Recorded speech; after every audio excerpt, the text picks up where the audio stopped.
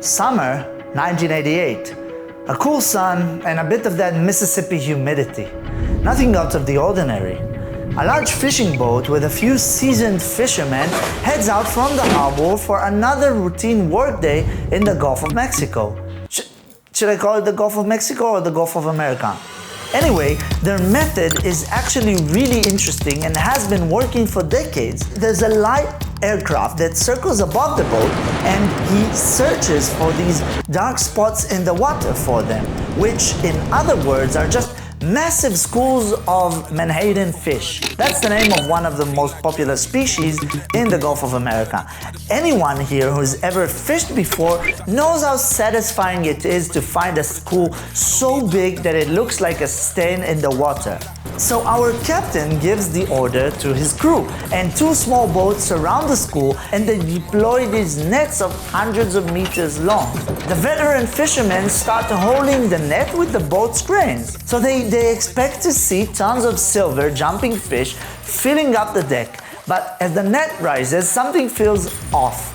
These fishermen are so used to identify this type of fish that they can tell what's inside the net just by the resistance and the movement of the net. The net emerges from the water looking almost transparent. No menhaden. Something smells fishy here. Well, I mean, the opposite way around. There's no smell. Well, you understand what I'm saying, right? But our captain doesn't give up that easily, so he tries again and again, but he just can't make it happen. The Gulf is so beautiful, the temperature is perfect, and it's peak season, but there are no fish. The Gulf is just silent. You've listened patiently this far, so let me just give you the spoiler from the start. In the summer of 1988, 42% of the biomass, which is simply the total weight of all living creatures in the Gulf of Mexico, just vanished. It's like the show Leftovers, where one day people disappear for seemingly no reason, except instead of 2% in the show, we're talking about 42%, and well, it's fish that disappeared, not humans. But still, I have a feeling that Damon Lindelof would love this story. So for 30 years, this case remained cold, but a study that just came out finally allows me to show you all the solution for this mystery after all these years. Let's find out together.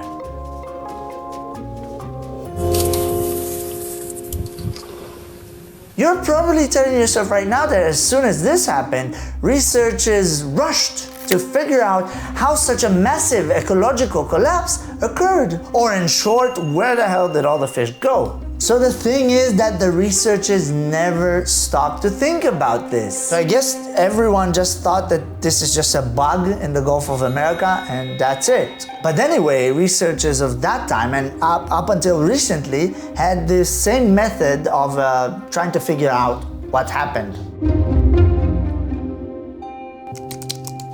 They would go over offloading reports of commercial fishing fleets.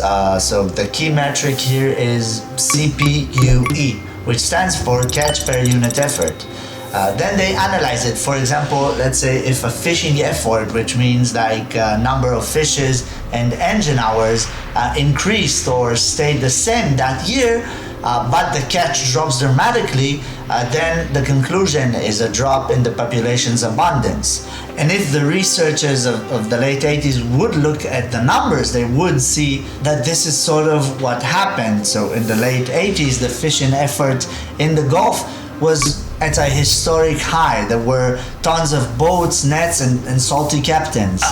And the stat is that despite all this effort, this fishing effort, in 1988 we did see a drop of 34% in catch. And this falls under the overall 42% loss of total biomass in the Gulf. The second method they would use is independent survey data, which is basically just research fishing. Research vessels sample fixed points in the sea using nets, and then they perform this demographic analysis. They're checking the age distribution of the population.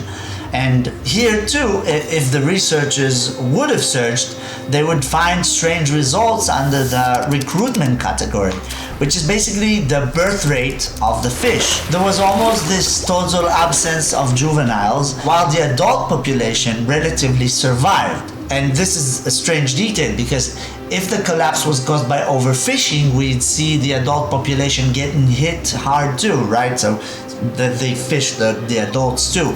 And this is actually the first real clue to show how complicated this puzzle actually was. Additionally, researchers usually check the environmental time series data like sea surface temperature and nutrient concentrations, which in simple terms means nitrogen and phosphorus. So if scientists would have searched at that time, they wouldn't find any unusual temperatures except for a sharp dip in nutrient concentrations.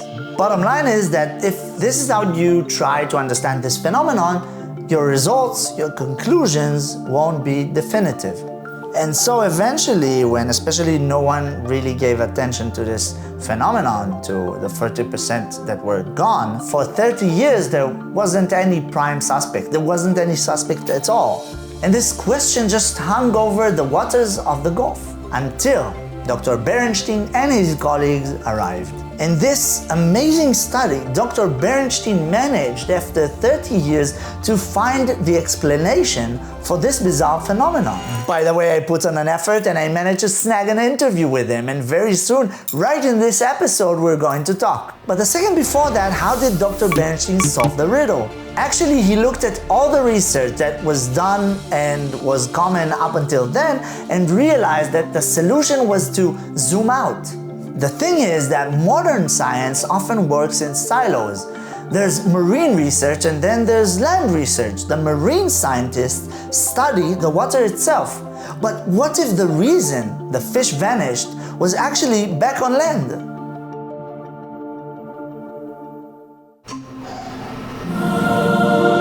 Dr. Berenshtein, thank you so much for joining and taking the time to answer some of my questions. You're most welcome.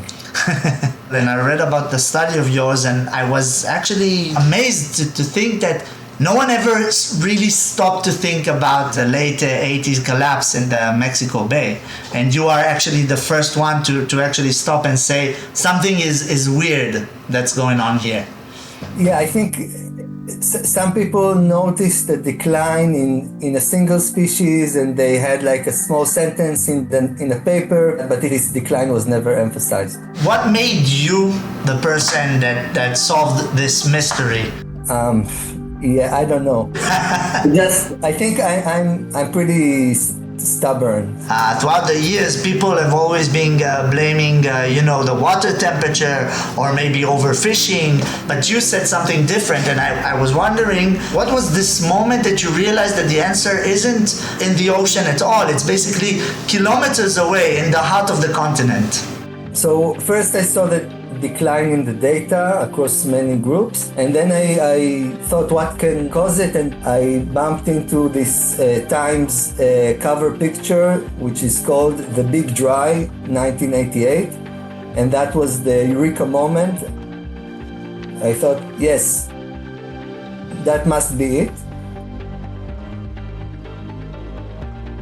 So about that drought, it started with a massive high-pressure zone over the central US. This area acted like a wall, pushing the clouds and moist air from the ocean away from the land. So for months, instead of the usual spring and summer rains, the region suffered extreme heat and almost no rain. And this is where the Mississippi River actually enters the picture.